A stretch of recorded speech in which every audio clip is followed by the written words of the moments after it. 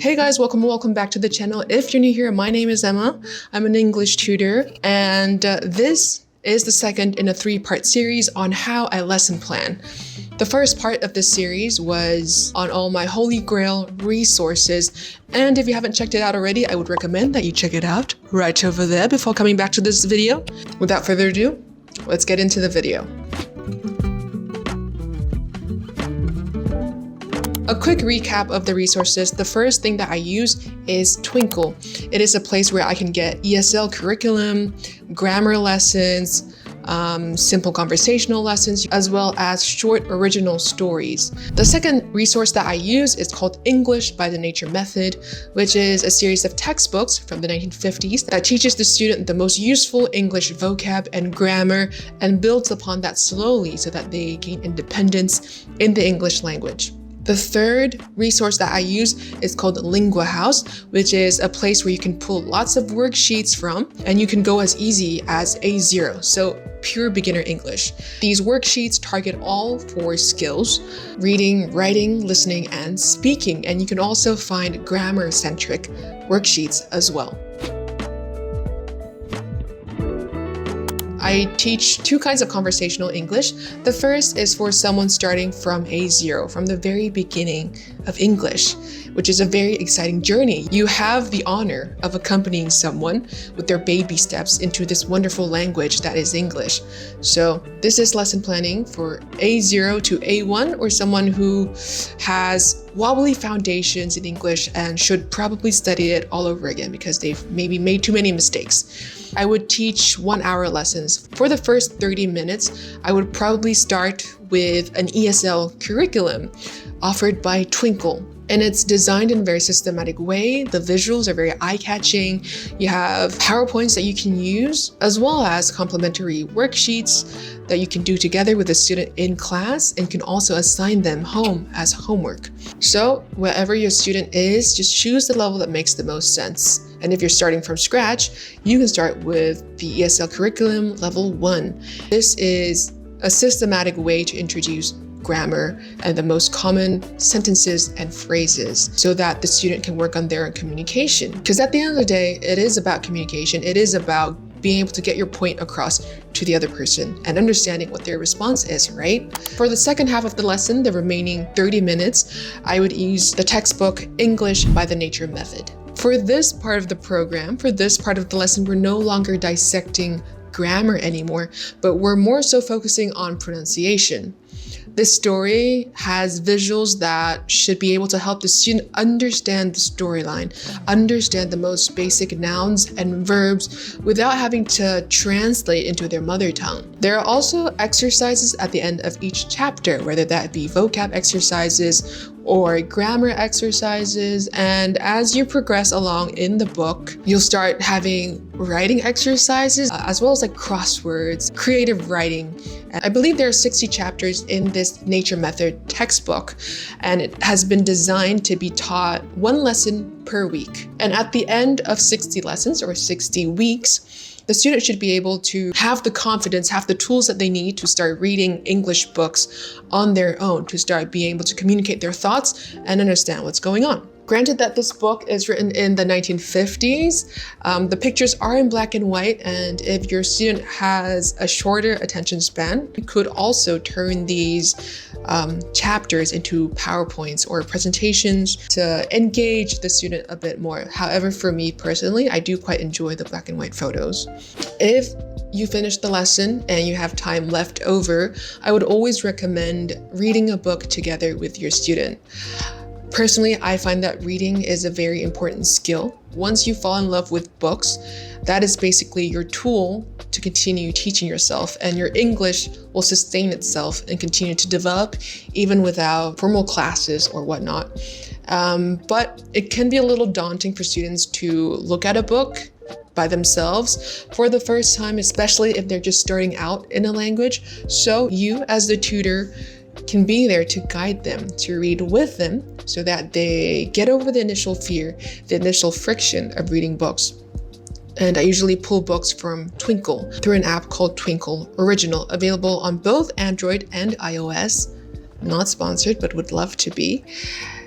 And they have very simple stories for native speakers ages 0 through 11 years old. But basically, you can use this for even teenagers or adult learners as well. These stories are very intentionally written, I would say. The pictures are also so well illustrated, and you can teach your student the ability to observe the illustrations and not just read the book, because these creators, these storytellers, hide a lot of meaning in plain sight in their illustrations. So if you just kind of zoom in on the story, you can actually pick out a lot of interesting points. And that is how I would teach A0 to A1 English.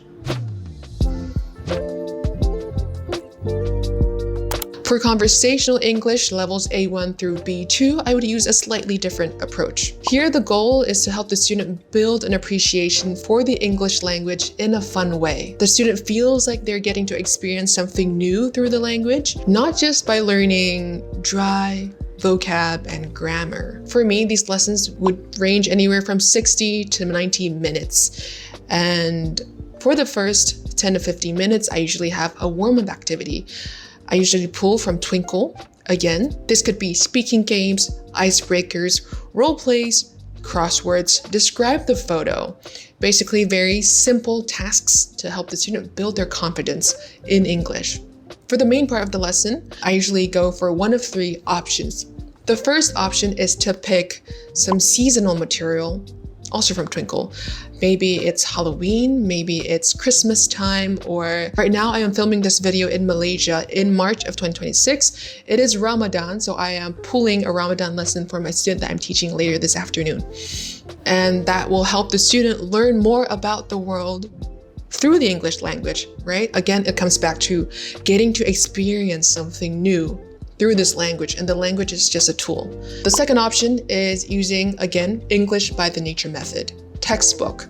You can start from the very beginning and work through it together. And once they understand how to navigate it, you can have them continue studying it on their own, assigned as homework, while you choose other material from other sources to teach your student. My third option is pulling from LinguaHouse. They have worksheets ranging from A0 all the way through C2, and each lesson is built out perfectly with warm-up questions, vocabulary exercises, reading, listening, sometimes writing, and you can work through that together. For conversational English, I usually try to explain as much in English as possible. The student starts learning how to conceptualize ideas, how to think in English as much as possible. And for the last section of the lesson, I usually have some book reading activities to help my students build a good habit of reading, of enjoying books and not being scared of them. I use Twinkl Original. You can download this as an app or as a PowerPoint. And the cool thing about Twinkl Originals is that they have a lot of reading comprehension questions and follow-up activities that will make lesson planning more of a breeze, and you also get to test the student a little bit on their comprehension of how well they grasp the material. And once they've understood the material, they can actually synthesize and create some of their own thoughts. I actually really like going through these reading comprehension questions with my students because I also feel like it helps me understand the story a little bit better. For homework, again, I have 3 options. 1 is to assign a chapter from English by the Nature method. 2 is to assign the rest of the book that we're reading in class, and the student can finish it in their own time. And for the icebreaker or for the warm-up activity for the next lesson, we might go over some reading comprehension questions just to make sure that the student understands what's going on. The third option is to assign independent reading. I will be honest, this is a little bit harder because some students are not used to reading on their own. So I would usually assign it with an accompanying audiobook so that the student feels like they're reading it with someone and not just by themselves. Grandma. I'm going shopping in the village, George's mother said to George on Saturday morning, so be a good boy and don't get into mischief. This was a silly thing to say to a small boy at any time. It immediately made him wonder what sort of mischief he might get into. I have found that it also helps to assign some comprehension questions. Otherwise, the student would just listen to the book or read the book and then It just slips right out of their mind if they're not totally invested into it. You're giving the students the tools to make their reading process a little bit easier.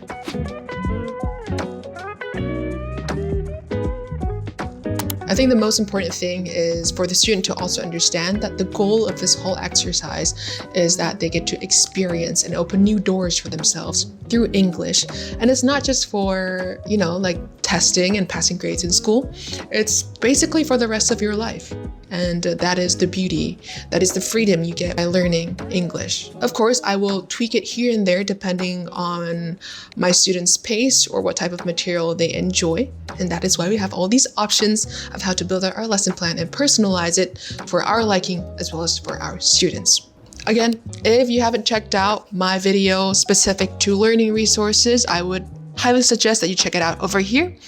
Or if you're interested in how I build out my academic English lesson plans, be sure to check out this video right over here.